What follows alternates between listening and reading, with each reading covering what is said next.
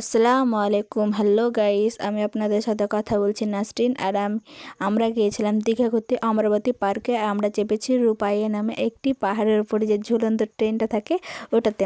তো আমি বেশি কিছু জানি না যে এটাকে কী বলে, তো যাই হোক যেটা বলেছি।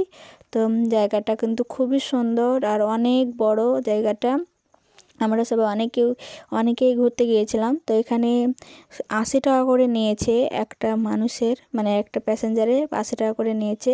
আর জায়গাগুলো কিন্তু ঘাস দিয়ে ডিজাইন করা, খুবই সুন্দর। তো কেউ যদি যেতে চায় তো একবারে মন খুলে ঘুরে আসতে পারবে। জায়গাটা খুবই সুন্দর। তো এই যে কিছুক্ষণ যাচ্ছে আর কিছুক্ষণ থেমে যাচ্ছে।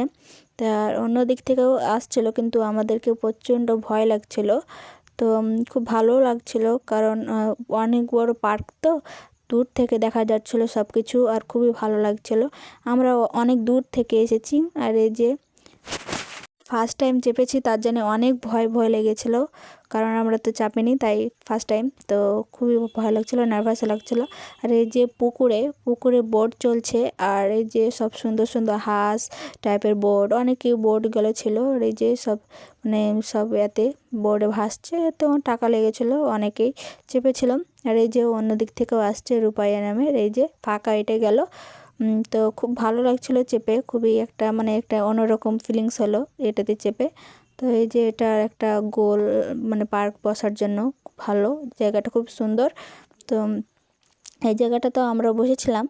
তো এই যে আমরা আবার চলে যাচ্ছি ওই দিক থেকে, আর ওই আসছে এদিক থেকে আবার, ওরাও ঘুরবে আর আমরাও ঘুরলাম, ভালোই লাগলো বেশ। তো প্রত্যেকটা মানুষের 80 টাকা করে নিয়েছে। আর এই যে আমাদের বাবা মারা এখানে বসে আছে। তো অত দূর আমাদেরকে এখন যেতে হবে। এই যে যাচ্ছি, আর এই যে বোটগুলো আবার পুকুরের দিকে এদিকে ভাসতে ভাসতে আসছে। পুকুরটা কিন্তু অনেক বড়, আর বোটগুলো কিন্তু খুব সুন্দর সুন্দর, ভালোই লাগছিলো দেখতে আর কি।